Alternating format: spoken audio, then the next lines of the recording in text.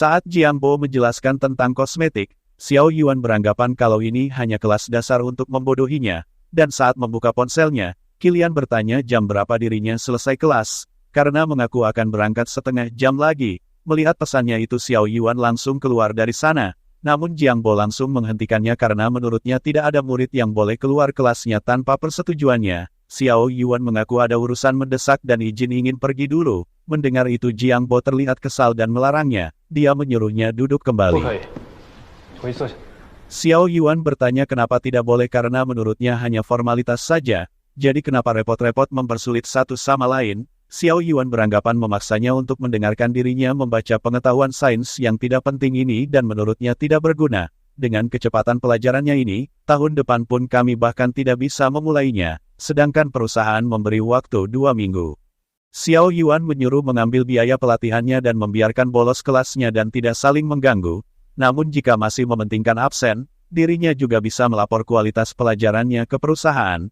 Mendengar itu Jiang Bo beranggapan Xiao Yuan merasa percaya diri dengan kemampuannya dan bertanya apa pernah belajar di luar. Xiao Yuan mengaku tidak pernah belajar, tapi setidaknya bisa membedakan situasi.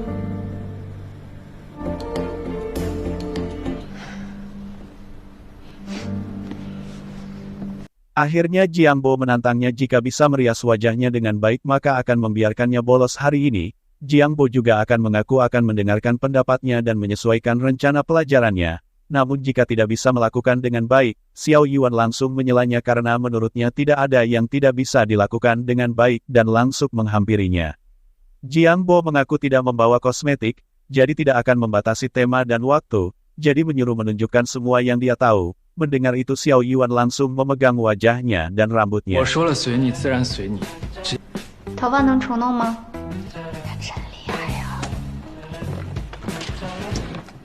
Xiao Yuan langsung merias Jiang Bo dan membuat Xiu Qin kagum dengan Xiao Yuan karena hari pertama dia berani menantang guru.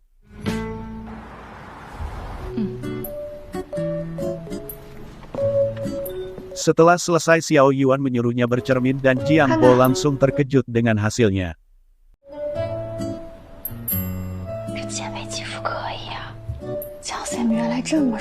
Jiang Bo ingin tahu dari mana mempelajarinya. Xiao Yuan tersenyum karena merasa dirinya tidak pernah belajar dan hanya memikirkannya sendiri. Karena menurutnya berdasarkan bentuk wajah dan proporsi fitur wajahnya, serta beberapa efek cahaya dan bayangan kontur, tampilan rias ini cocok untuknya. Mendengar kata-kata itu Jiang Bo menduga kalau Xiao Yuan pernah belajar seni. Xiao Yuan mengaku iya dan bertanya apa dirinya boleh pergi. Melihat Jiang Bo terus bercermin, Xiao Yuan meninggalkannya. Qilian dan Xiao Yuan sudah sampai di pabrik tempat pembuatan alat pelacak di ponselnya dan Qilian memberitahu kalau sekarang dirinya adalah asistennya dengan memberikan kamera kepadanya. Qilian memberitahu walaupun cuma media mandiri, juga harus terlihat profesional, jika memintanya mengambil gambar untuk melakukannya. Qilian bertemu pemilik perusahaan, Pak Zong dan mengarang cerita tentang penemuan lumba-lumba putih yang berhasil diselamatkan tepat waktu karena alat pelacak yang dibuat di perusahaan miliknya yang sudah ditanamkan selama setahun yang lalu. Pak Zong mengingatnya kalau memang alat pelacak ini buatan perusahaannya. Mendengar itu Qilian beranggapan hewan lumba-lumba putih adalah hewan yang langka, bisa menyelamatkannya berarti berkontribusi besar dalam melindungi hewan langka. Jadi Qilian bertanya apa bisa memahami kerjasama antara perusahaannya dengan institusi terkait saat itu.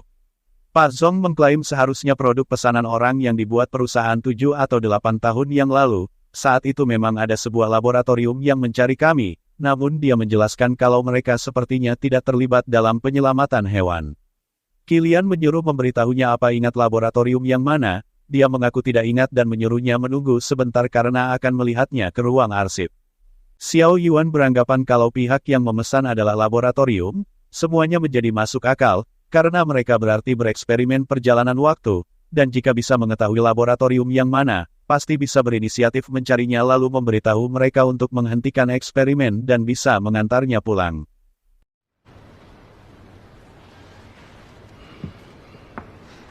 Namun saat Pak Zong ke ruang arsip untuk mencari arsipnya, dia terkejut karena di tahun pemesanan alat pelacak itu hilang dan membuatnya menelepon seseorang dan menanyakannya. Karena merasa sudah diarsipkan dan menyuruh juga melihat CCTV, kemudian ada suara dan membuatnya memeriksanya. tiba-tiba ada seseorang yang memukulnya dan membuatnya pingsan. Pak Zong yang terluka langsung dilarikan ke rumah sakit dan membuat Qilian langsung melihat sekeliling.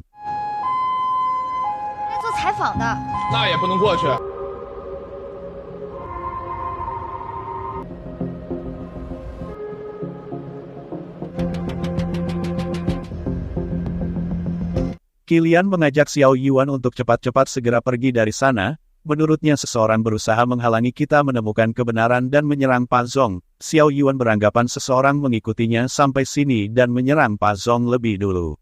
Xiao Yuan merasa takut karena ada orang yang mengikuti dan juga mengawasinya, jadi menyuruhnya cepat. Xiao Yuan merasa saat terakhir kali mereka menyadari kita melacak balik posisi mereka, lalu kabur.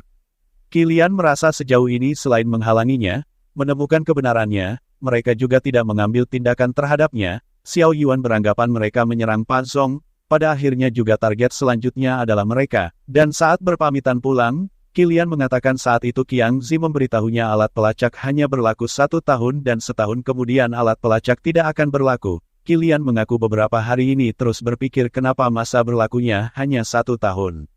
Xiao Yuan berasumsi karena alat pelacak hanya berlaku selama 1 tahun, durasi eksperimen juga tidak akan melebihi 1 tahun. Qilian mengaku setahun kemudian kemungkinan besar dirinya akan dikirim kembali seperti Su Jingyang. Mendengar itu Xiao Yuan terlihat senang, namun Qilian memberitahu itu hanya kesimpulan yang masuk akal. Qilian memberitahu waktu 1 tahun bukan waktu yang panjang dan bukan waktu yang pendek, jadi menyuruhnya melakukan apa yang disuka. 1年以后我就能回去了。你说的是真的吗？放心吧。那你要小心啊。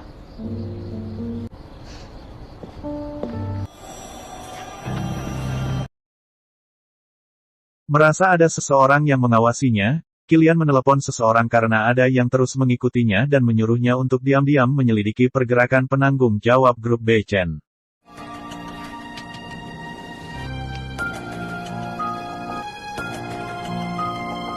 Di hari kedua pelatihan, semua beranggapan Jiang Bo mengundurkan diri karena belum datang, namun tiba-tiba dia datang dan mengaku telah mengecewakan semuanya karena masih menjadi gurunya. Melihat apa yang dilakukan Xiao Yuan kemarin, irinya mengaku akan mengubah rencana pelajarannya dengan melewati bagian teori dan langsung masuk bagian praktek. Mendengar itu Xiu Qin memuji Xiao Yuan hebat karena Jiang Bo menyerah padanya.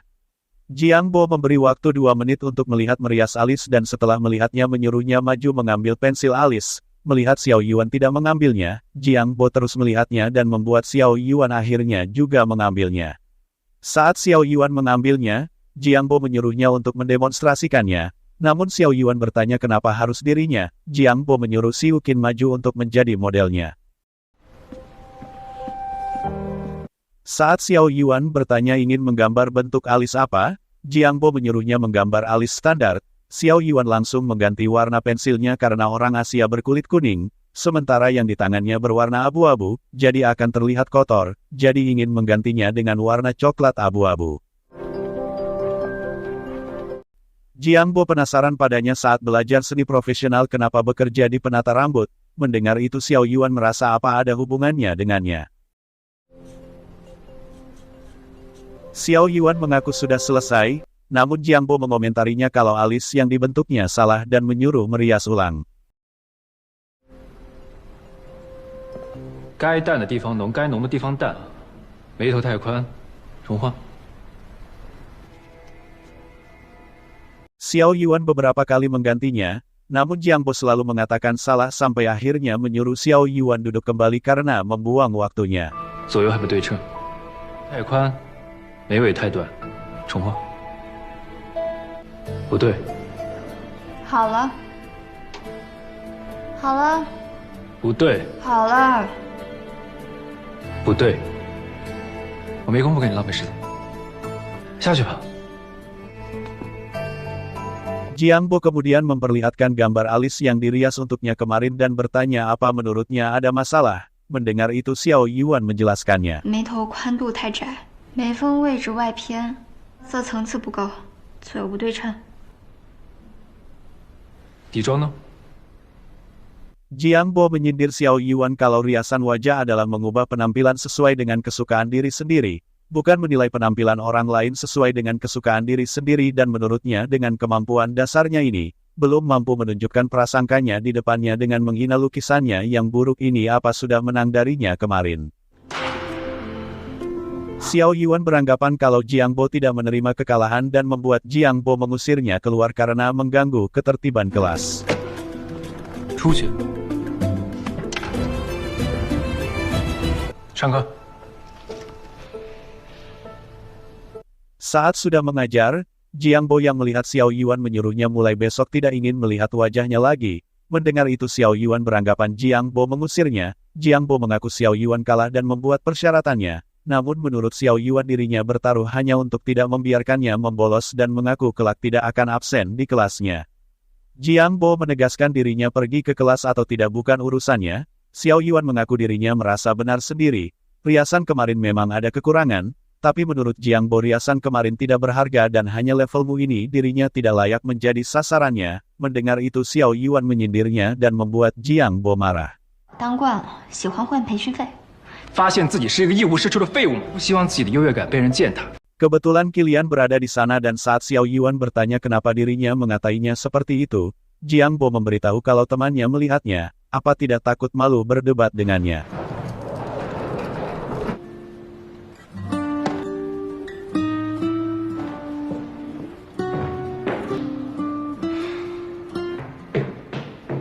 Xiao Yuan yang terlihat kesal mengaku tidak ada yang salah dengannya karena perasaan unggul karena dulu saat menjadi nona kaya banyak tata rias ternama yang mengantre untuknya. Ponselnya berdering ada panggilan dari Fang Zhou, namun Xiao Yuan tidak mengangkatnya. Namun saat Qilian meneleponnya, Xiao Yuan mengangkatnya dan Qilian mengaku ingin mengajaknya makan tengah malam. 出来吃夜宵。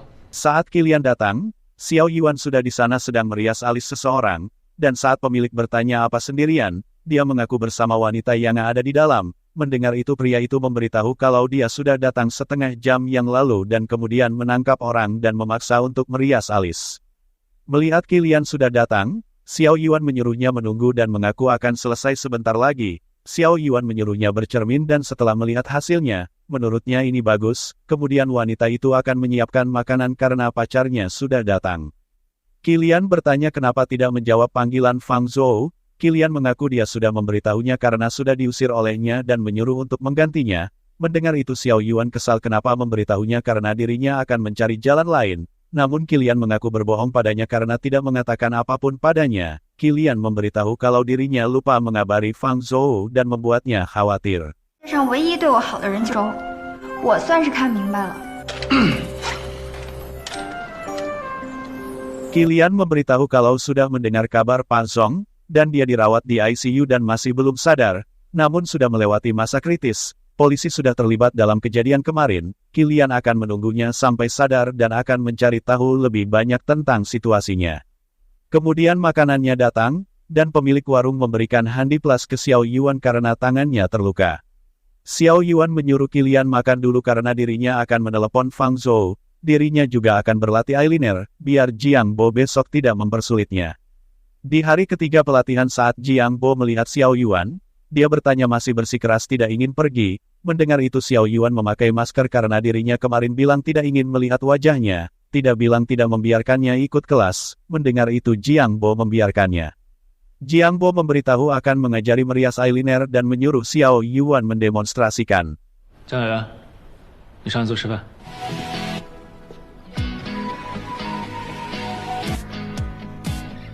丝滑点嘛，现在画的像狗啃，重画。 Lagi-lagi Xiao Yuan disuruh merias ulang saat Jiang Bo melihat hasilnya, karena merasa salah. 重画。 Xiao Yuan berdandan dan saat bel berbunyi Xiao Yuan langsung membuka pintunya. Xiao Yuan mengaku kalau Qilian datang tepat waktu dan langsung memegang kedua bahunya dan membuat Qilian terpaku melihatnya.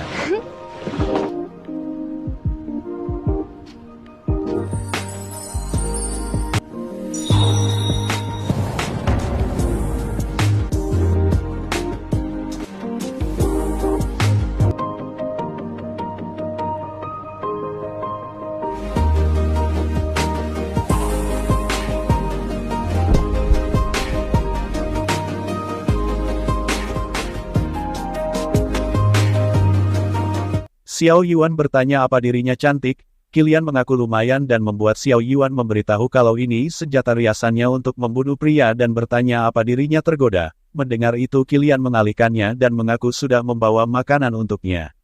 Keesokan harinya Xiao Yuan mulai mendapat simpati dari Jiang Bo, bahkan Xiao Yuan mengajari teman pelatihannya.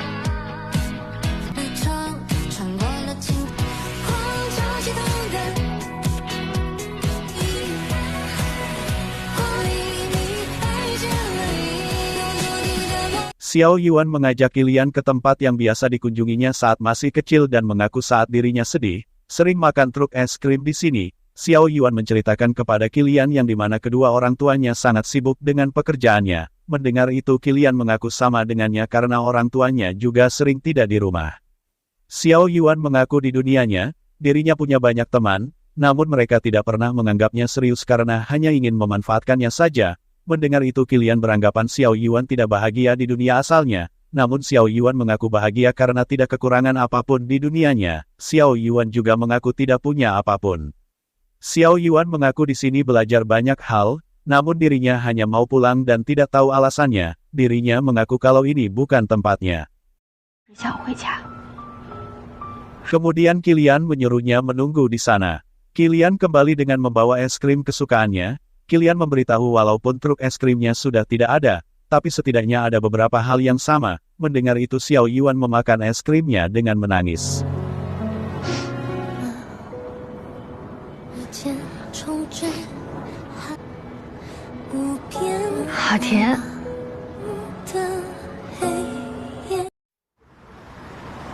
Keesokan harinya Qilian ditemani langsung CEO grup salon kota fashion yang bernama Kai Xiaoming. Dia mengaku sudah melihat langsung pelatihannya dan bertanya apa Jiang Bo merasa kalau mereka mampu menjadi perias mandiri di kantor cabang masing-masing. Jiang Bo memberitahu menjadi perias mandiri dalam 2 minggu pada dasarnya tidak realistis, dan menurutnya kemampuan mereka tidak tinggi. Qilian menyindirnya kalau Jiang Bo merasa di antara mereka tidak ada yang unggul. Mendengar itu Jiang Bo mengaku mengenai kemampuan murid tentu saja tidak merata, ada yang baik dan buruk. Jiang Bo beranggapan niat perusahaannya bukan ingin memperluas bisnis, kemudian Jiang Bo menyuruh memutuskan sendiri dan langsung meninggalkannya. Xiaoming mengaku peluang kerjasama keluarganya dengan perusahaan sangat penting bagi kami, namun sudah melihatnya sendiri, bahkan Pak Jiang pesimis dengan bisnis ini. Mendengar itu Qilian bertanya apa berniat menghentikan proyek ini. Sementara Xiao Yuan yang bertemu Jiang Bo di sana ingin menunjukkan model alis baru, namun Jiang Bo mengacuhkannya karena pemilik perusahaannya hanya peduli dengan keluarga Qi. Mendengar itu Xiao Yuan turun dan tidak sengaja mendengar pembicaraan mereka.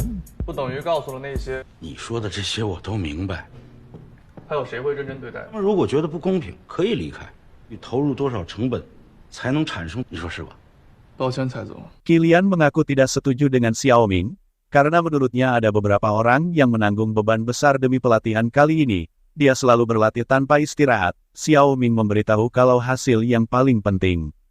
Qilian menyuruh Xiaoming untuk melakukan ujian akhir. Jumlah orang yang lulus di akhir menentukan kelangsungan proyek, dan bertanya pendapatnya. Xiaoming menyetujuinya dengan syarat jika semua orang bisa lulus ujian akhir, maka akan dilanjutkan. Xiao Yuan langsung bergegas memberitahu semua karyawan di sana tentang informasi tersebut. Xiao Yuan menyemangati mereka untuk lulus dalam ujian akhir agar usahanya dalam 2 minggu ini tidak sia-sia. Salah satu dari mereka mengaku dengan kemampuan kita saat ini, jika ingin semuanya lulus, menurutnya itu cukup sulit. Xiao Yuan menyemangatinya lagi jangan ada yang menyerah karena jika tidak berhasil, kinerja selama 2 minggu akan hilang begitu saja. Namun jika berhasil, bisnis tata rias akan ditambahkan, jadi mengapa takut tidak dapat promosi. Berkat dorongan Xiao Yuan mereka semua akhirnya ingin bekerja keras selama 2 minggu ini dan menyuruh Xiao Yuan jadi pembimbingnya.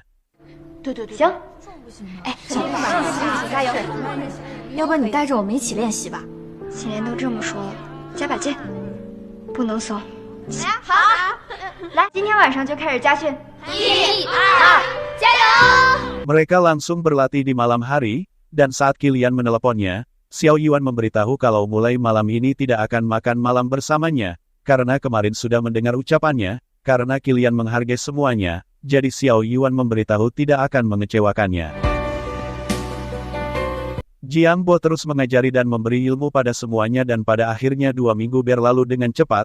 Jiang Bo mengaku sudah mengajarkan padanya dan pasti sudah mendengar kalau perusahaan menyusun ujian akhir dan memberitahu materi ujiannya sangat mudah. Hanya perlu menyediakan riasan dasar saja dan guru akademi kecantikan yang akan menilainya. Kemudian Jiang Bo berpamitan dan membuat mereka semua memberi salam terakhir padanya.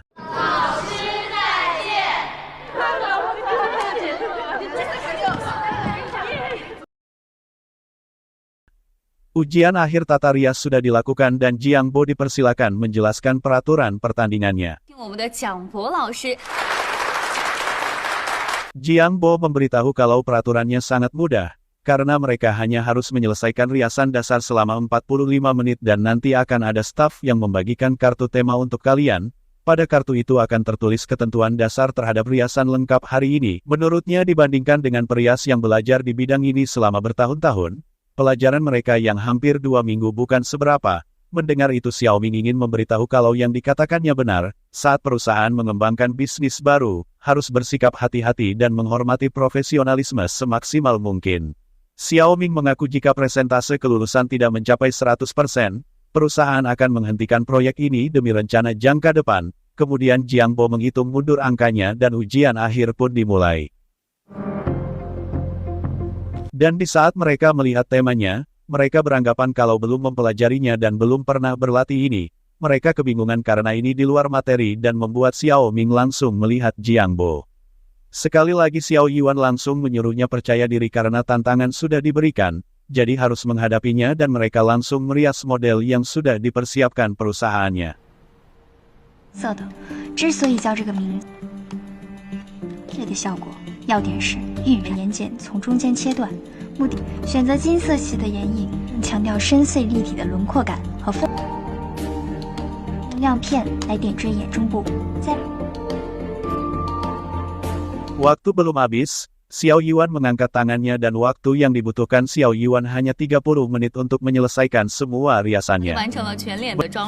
Menurut MC di sana, dirinya sebagai orang awam sangat takjub dengan riasannya, namun tidak tahu bagaimana penilaian juri. Juri di sana bertanya ke Xiao Yuan apa sebelumnya mempelajarinya, namun tiba-tiba alat rias Xiuqin terjatuh dan membuat Xiao Yuan membantunya dan menyuruhnya jangan panik. Juri itu bertanya kembali dan membuat Xiao Yuan mengaku tidak pernah. Merasa teman-temannya kesusahan, Xiao Yuan bertanya peraturannya kembali ke Jiang Bo.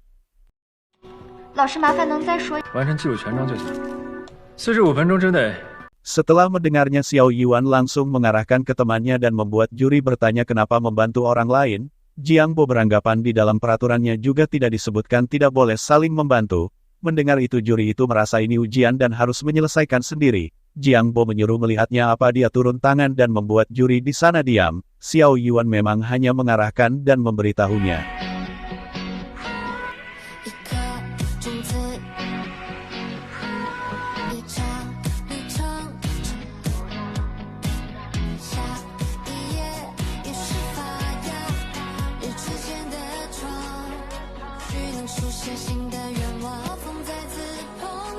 Waktu mulai dihitung mundur, dan menyuruh semua murid berhenti merias dan semua model dipersilakan menuju bagian ke depan panggung, sementara untuk perias berdiri di samping model. Waktunya untuk penilaian dimulai dan kelima juri profesional dipersilakan untuk melihatnya dan memberi penilaiannya untuk murid.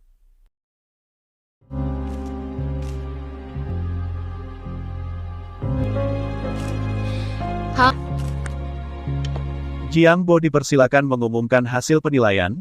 Jiang Bo mengaku yang mengikuti ujian akhir ada 12 orang, namun yang mendapat nilai hanya 11 orang. Mendengar itu mereka semua bingung.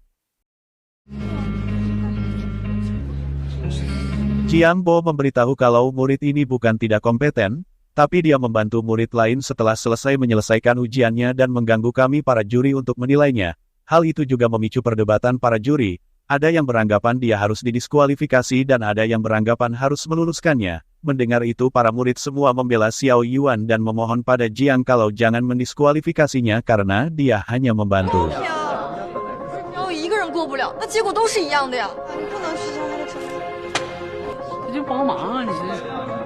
Jiang Bo sebagai juri kelima memberitahu kalau nilai ujian Xiao Yuan cukup untuk menjadi murid unggulan. mengenai tindakannya yang mencari celah dari ujian, dirinya hanya memberi kritik, tidak memberi hukuman. Mendengar itu semuanya langsung bertepuk tangan. Jiang Bo memberitahu kalau juri memberikan murid unggulan gelar motivasi dan memberinya selamat.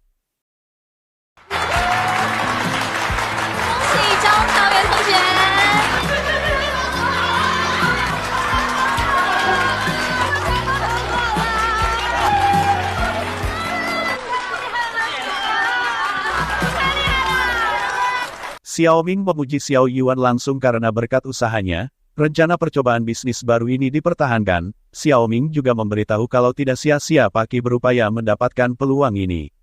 Fang Zhou mengaku kalau Xiao Yuan memang cocok di bidang ini dan dia sangat berbakat. Qilian mengaku kalau yang dibawanya tidak akan buruk, namun Fang Zhou berdalih kalau dirinya yang mendidiknya dengan baik.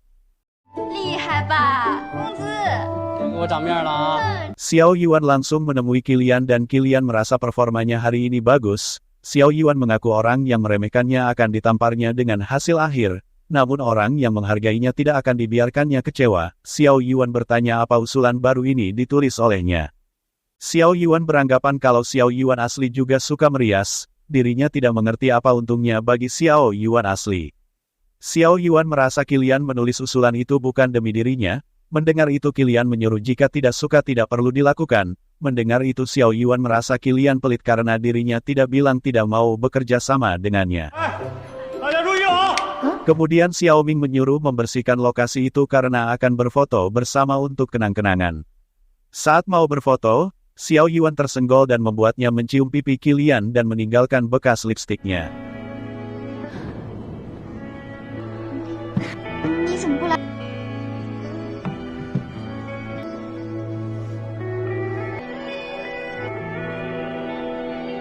Xiao Yuan tersenyum dan mereka berfoto bersama.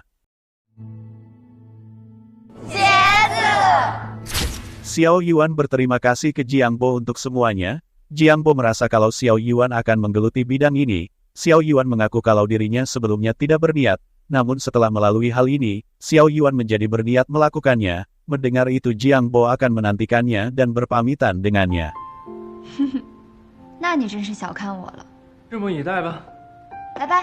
Kemudian saat Qilian turun, dia menyuruh membereskan barang-barangnya di hotel karena akan mengajaknya ke suatu tempat. Xiao Yuan bertanya kenapa membawanya ke sini karena dirinya akan kembali ke Luoshan sore ini. Qilian memberitahu membawanya ke kenangan masa kecilnya. Di sana ternyata sudah ada mobil es krim dan membuat Xiao Yuan teringat saat dirinya masih kecil.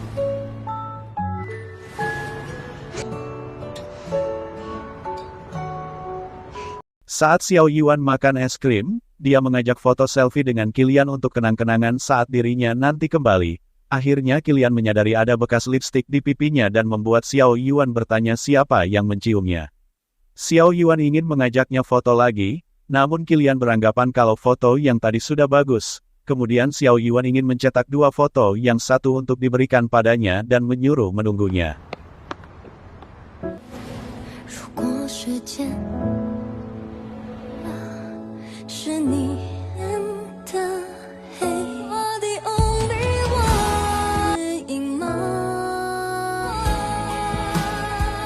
Saat Xiao Yuan kembali, dia melihat Qilian sudah tidak ada di sana dan membuatnya mencarinya.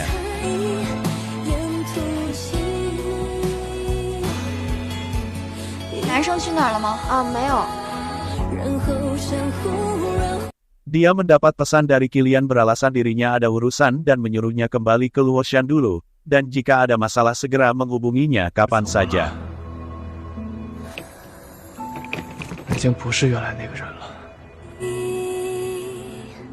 Fang Zhou mengumpulkan semua karyawan karena ada kabar dari kantor pusat dan memberitahu Xiao Yuan dari cabang kita lulus ujian pelatihan kantor pusat. Selanjutnya dia akan menjadi penanggung jawab percobaan bisnis tata rias, jadi salon akan memberinya jabatan baru menjadi eksekutif penata gaya. Hailun yang merasa tidak senang bertanya apa konsep eksekutif penata gayanya sama dengan eksekutif punya dirinya. Menurut Fang Zhou teorinya sama, riasan dan rambut adalah dua produk sejajar. Hailun yang tidak terima beranggapan apakah kelak jika memikirkan bisnis baru yang asal, lalu menjadi eksekutif, maka bisa disetarakan dengan senior sepertinya. Fang Zhou mengaku saat pendaftaran waktu itu sudah bertanya ke mereka, namun tidak ada yang mau pergi dan merasa buang-buang waktu dan pengumumannya masih ada di luar. Jadi ini bukti bahwa pendaftaran ini adil. Mendengar itu Hailun merasa pengumuman itu tidak menuliskan akan menjadi eksekutif setelah kembali. Akhirnya Xiao Yuan dan Hailun mulai berdebat dan saling menyindir. 你什么意思？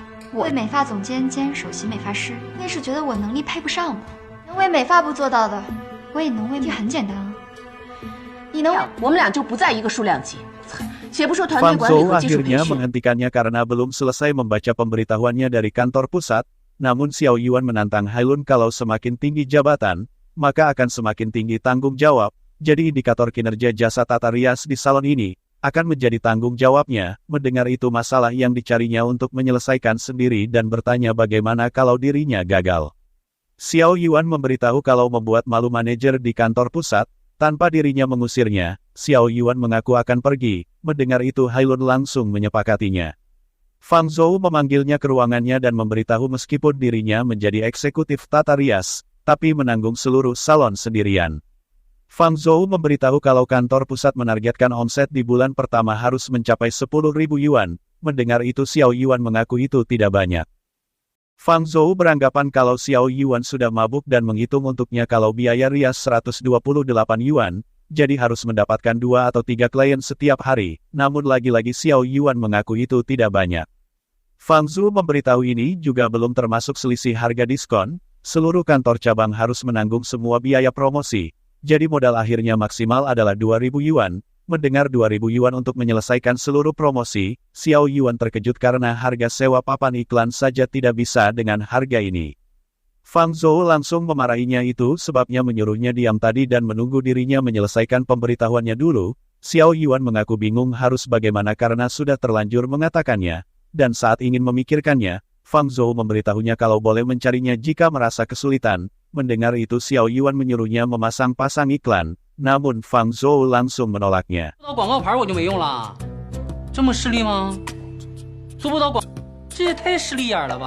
Kilian pergi ke rumah sakit untuk menjenguk Pak Zong. Pak Zong yang sudah sadar terkejut karena dirinya pindah kamar baru 1 jam tapi sudah banyak yang mengetahuinya. Pak Zong memperkenalkan ke beberapa muridnya yang juga menjenguknya. 好好，那你们 就先不打扰了，您注意身体，我们下回再看。 Kilian meminta maaf atas kejadian yang menimpanya dan beranggapan kalau seandainya dirinya tidak datang, mungkin Pak Zong tidak akan ke ruang arsip dan mengalami hal ini. Pak Zong menyuruh memberitahunya dari mana dirinya mendapat foto alat pelacak itu. Pak Zong memberitahu dokumen yang diinginkan, menghilang di hari dirinya diserang, bahkan data elektronik juga dihapus tanpa sebab, jadi menurutnya apa ini kebetulan. Pak Zong mengaku mengenai alat pelacak itu sudah tidak ada informasi lain. Mendengar itu Kilian berpamitan, namun dia tidak sengaja melihat pecahan gelas dan membuat mengambilnya. Saat itu Kilian menemukan benda yang tertempel di bawah kasurnya.